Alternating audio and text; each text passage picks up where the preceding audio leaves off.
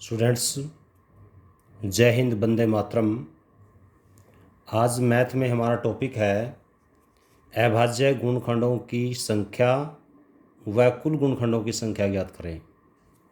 देखो, तो इनमें कई बार बच्चे कंफ्यूज होते हैं कि भाई ये अभाज्य गुणनखंड क्या है और कुल गुणनखंड क्या है। जैसे मान ले क्वेश्चन आपके पास आ जाता है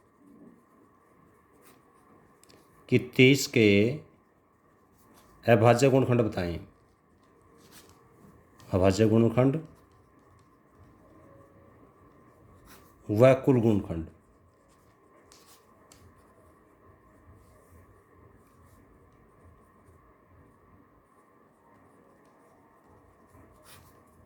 ज्ञात करें। अब सिंपल सी बात है, जब हम अभाज्य गुणनखंड निकालते हैं तो अभाज्य इनके गुणनखंड निकालने के लिए इनके ऐसे जोड़े बनाते हैं। जैसे आपको पता होना चाहिए कि अभाज्य संख्या कौन कौन सी होती हैं। पिछली वीडियो मैंने बताया भी था आपको कि अभाज्य संख्याएं कौन कौन सी होती हैं, आपको बताया था। जैसे आपको बताया था कि 2 से स्टार्ट होगी, 2, 3, 5, 7, 11, 13, 17 एंड सो ऑन। अब आप जो अभाज्य गुणनखंडों के संख्या निकालते हैं तो आपने यहाँ पर भाग अभाज्य संख्याओं से ही करनी है, छोटी से स्टार्ट करना है। जैसे क्या आप ये देखोगे कि क्या संख्या 2 से भाग होती है 2 से करेंगे। डायरेक्ट आप बड़ी संख्या से ना करो, पहले 2 से कर लो इसको, तो 15 आ गया। अब देखो क्या 2 से भाग होती है 15 नहीं होती। अब 3 से होती है, 3 से होती है, बिल्कुल होता है। क्या होगा, 3 पंजे 15। इन दोनों गुणा इसके बराबर आनी चाहिए। जैसे 2 की 15 से गुणा करेंगे 30 आता है, 5 की 3 से करेंगे 15 आता है। ऐसे ऐसे होता है इसमें। अब अकेला 5 बच गया, 5 को 1 से करेंगे 5 एकम 5, ठीक है। तो इसका मतलब क्या हुआ कि भाई जो अभाज्य गुणनखंड हुए तो ये हुआ 2 गुणा 3 गुणा 5 कह सकते हैं इसको आप। तो इसमें ये देखो कि भाई कितनी संख्या बनी है, टोटल 3 ही तो बनी है। तो अभाज्य गुणनखंड कितने हुए, 3। अभाज्य गुणनखंड कितने हुए, 3। अब संख्या बतानी है, ये नहीं बताना कि 2 है 3 है 5 है। संख्या कितनी टोटल हुई है, एक संख्या दूसरी संख्या तीसरी संख्या। मान ले सपोज ये 90 होता, ठीक है। अब मान ले हम 90 का गुणनखंड कर रहे हैं, दोनों कर रहे हैं यहाँ पर। तो 90 में देखो कैसे करते हैं आप। पहले मान लो 2 से भाग गया, 2 से भाग कटेगा, ये 45 हो गया। अब फिर 2 से कटेगा नहीं, 3 पे चल जाएगा, 3 पंजे 3 15, फिर 3 पे जाएगा दोबारा से, फिर 5 पे, फिर 5 पे जाएगा, फिर 1 पे। तो इसमें क्या करेंगे, 2 गुणा 3 गुणा 3 गुणा 5, टोटल कितने हो गए, 4 गुणनखंड। हाँ, इसमें हम ऐसे इसको ऐसे लिखेंगे कि ये जैसे 2 है, 2 की पावर 1 है, क्योंकि 2 एक ही बार आया है। 3 कितनी बार आया है, 2 बार, तो 3 की पावर 2 लिखेंगे और 5 की पावर 1 लिखेंगे। तो इसमें क्या होता है, ये इसलिए बता रहा हूँ आपको क्योंकि अगला जो स्टेप होने वाला है वो थोड़ा सा इससे ही संबंधित है। तो ये जो पावर 1 है, पावर 2 है, पावर 3 है, पावर 1 है, सॉरी 1 है, 2 है, 1 है। तो यदि हम अभाज्य गुणनखंड आपसे पूछते हैं तो पावर को जोड़ देते हैं ऐसे क्वेश्चनों में। जैसे 1 जमा 2 जमा 1 बराबर है 4 के, तो 4 आपका उत्तर हो गया। ये इसलिए बता रहा हूँ क्योंकि कई बार संख्या इस फॉर्म की बजाय इस फॉर्म में लिखी हुई हो, तो आपने ऐसे इसका उत्तर निकालना है, अर्थात उनकी पावर को क्या कर देना है, जोड़ देना है। इसी क्वेश्चन में देखो, अच्छा ये तो था हमने किया कि अभाज्य गुणनखंड 4, इसके अभाज्य गुणनखंड 3। अब यदि हम कुल गुणनखंड देखें, कुल गुणनखंड में चेक कर लो एक बार, पहले देखेंगे हम कहने का मतलब क्या है इसका। जैसे मान लें हम 30 का निकाल रहे हैं, पहले 30 का करेंगे फिर 90 का भी करेंगे। 30 के अंदर हम क्या करेंगे, ये चेक करो कि 30 किस किस से भाग होती है। 30 1 से भाग होती है, बिल्कुल होती है। 2 से होती है, 2 से भी होती है। 3 से होती है, 3 से भी होती है, बिल्कुल ठीक है। 4 से नहीं होती, 5 से होती है। 6 से भाग होती है, 7 से नहीं होती, 8 से नहीं, 9 से नहीं, 10 से होती है। 11 12 13 14 15 से होती है, बिल्कुल। 15 के बाद 30 पे होगी सीधी। तो कितनी संख्या हुई जो इसको भाग कर सकती हैं, 1 2 3 4 5 6 7 8 संख्या ऐसी हैं जो इनको भाग कर सकती हैं 30 को। तो उत्तर आ जाएगा 8। क्यों? क्योंकि आपसे संख्याओं की संख्या पूछी है जो इनको भाग कर सकती है, अर्थात 30 के अंदर ये संख्या ऐसी हैं, अभाज्य गुणनखंड तो 3 है और कुल गुणनखंड 8 है। अब इसी को हम एक ट्रिक से कर सकते हैं। इसी क्वेश्चन को ट्रिक से करके बताता हूँ आपको। जैसे यह वाला आपने निकाला था 2 गुणा 3 गुणा 5, तो जैसे 2 गुणा 3 गुणा 5 तो अपने ये अभाज्य गुणनखंड निकाल ही लिए थे, तो आप इसको पावर 1 भी लिख सकते हो, क्योंकि 2 भी एक बार है, 3 भी एक बार है, 5 भी एक ही बार है। ठीक है, तो यदि कुल संख्या देखनी है फिर तो 1 जमा 1 जमा 1 3 हो ही गए। और यदि आपने निकालना कुल गुणनखंड तो इसका एक शॉर्टकट फार्मूला बनता है। इस टाइप के क्वेश्चनों में इनके पावर में 1 जोड़ देते हैं। जैसे ये 1 है तो इसमें 1 और जोड़ दो, इससे 2। यहाँ पर भी पावर 1 है तो इसमें भी 1 और जोड़ दो, तो ये बचा 2। इसमें भी 1 और जोड़ेंगे तो बच गए ये भी 2। तो इनके आपस में गुणा कर देते हैं। जो संख्या है इनके आपस में क्या कर दो, गुणा कर दो। 2 गुणा 2 गुणा 2, 2 दूनी 4 दूनी 8, 8 उत्तर होगा, अर्थात कुल गुणनखंडों की संख्या 8 होगी। अब इसका देख लो 90 वाले का। 90 वाले के यदि कुल गुणनखंड आपने देखने हैं तो इसी तरह रहेगा जैसे ये था। ठीक है, और इसमें यदि हम इसको ट्रिक से करें 90 वाले को, इसको ट्रिक से करें 90 वाले को, 90 वाले गुणनखंड क्या आए थे, 2 की पावर 1, 3 की पावर 2 और 5 की पावर 1। 2 की पावर 1 थी, 3 की पावर 2 थी, 5 की पावर 1 थी। अब क्या करो, शॉर्टकट में अप्लाई करो, इनके पावर में 1 जोड़ो। 1 जोड़ेंगे 2 हो गया, 1 जोड़ेंगे 3 हो गया और 1 जोड़ेंगे फिर 2 हो गया। +1 पावर में 1 जोड़ना अपने, सीधी बात है।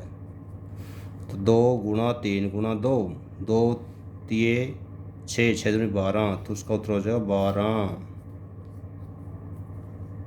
12 उत्तर आ जाएगा। तो ये हो गया भाज्य गुणनखंड और कुल गुणनखंडों की संख्या निकालने का एक ट्रिक फार्मूला। वैसे यदि आपने वैसे करना है तो 90 को आप चेक करोगे, 90 किस किस से भाग होता है। 90 1 से होता है, 2 से होता है, 3 से होता है, 4 से भी होता है, 5 से भी होता है, 6 से भी होता है, 7 से नहीं होता, 8 से भी नहीं होता, 9 से होगा, 10 से भी होगा, 11 से नहीं होगा, 12 से भी नहीं होगा, 13 से, 14, 15 से हो जाएगा, 15 के बाद फिर 30 से होगा, 30 के बाद फिर 45 से होगा, उसके बाद 90 से होगा। कुल संख्या कितनी बन जाएगी, 12 संख्या बन जाएगी। इसे करके देख लेना आप। ठीक है, तो ये तो था कंसेप्चुअल और शॉर्टकट दोनों। अब कुछ क्वेश्चन इस फॉर्म के भी आ जाते हैं। जैसे मान ले आपके पास आ जाता है 72 के विभाजकों की संख्या, 72 के विभाजकों की कुल संख्या। आपको पता, जब कुल संख्या पूछी है तो सिंपल सी बात यह है कि 2 के कुल संख्या निकालने के लिए तरीका वही रहेगा कि पहले इसके अभाज्य गुणनखंड निकाल लो, फिर उसमें पावर में 1 जोड़ देना।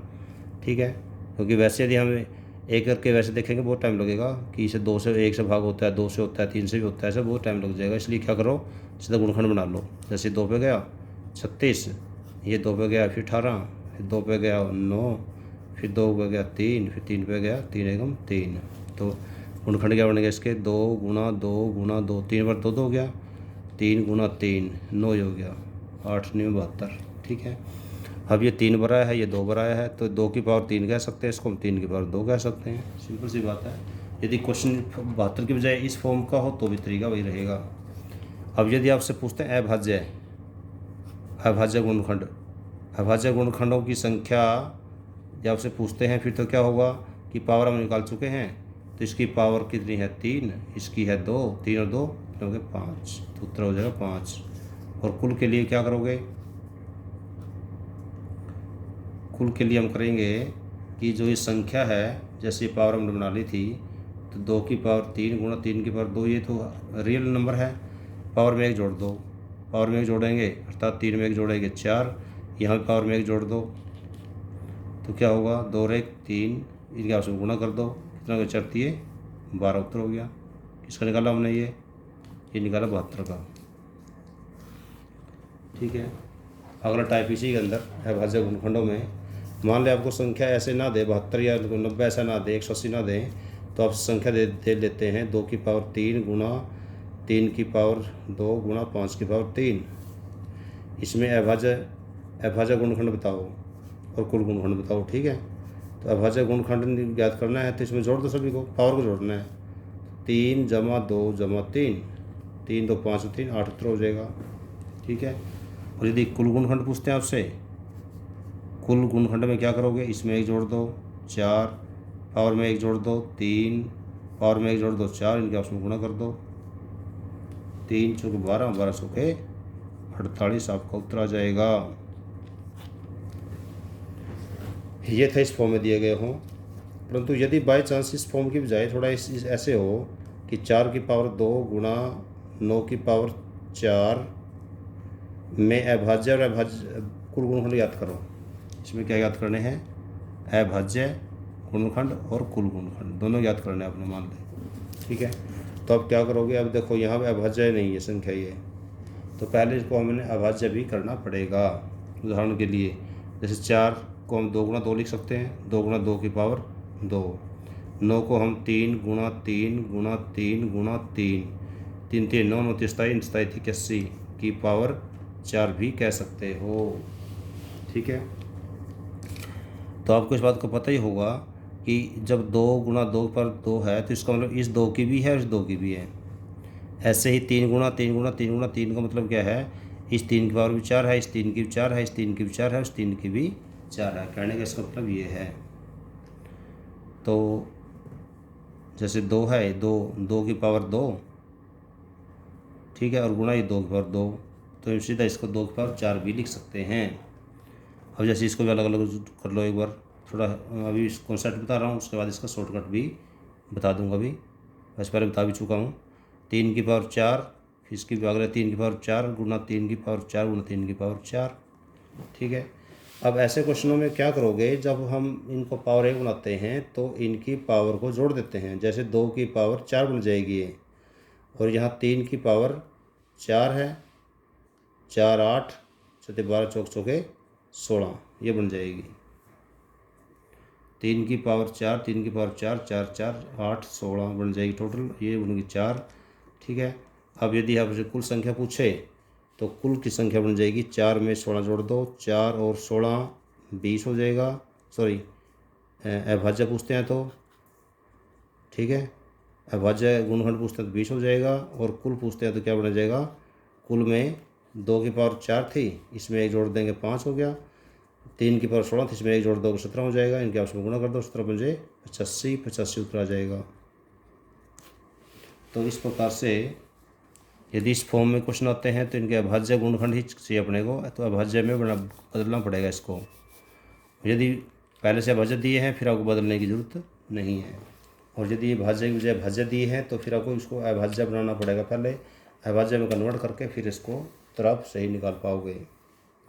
तो साथियों, मुझे लगता है कि ये टॉपिक आपको समझ में आ गया होगा।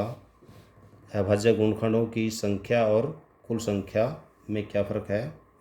तो जिन बच्चों का मैथ कमज़ोर है वो इसको ज़रूर देखें, जिनको शॉर्टकट नहीं आते हैं वो भी ज़रूर देखें। कॉम्पिटिटिव एग्ज़ाम के अंदर इन शॉर्टकट्स का बहुत ज़्यादा महत्व है। मेरा प्रयास रहेगा कि अधिक से अधिक बच्चे लाभान्वित हों, इसलिए इस वीडियो को आगे शेयर करना, जिन बच्चों का मैथ कमज़ोर है उन तक ज़रूर पहुंचाना, और इसको सब्सक्राइब करना ताकि अगली वीडियो आते ही आपको पता चले, इसलिए बेल आइकॉन भी दबाना। धन्यवाद।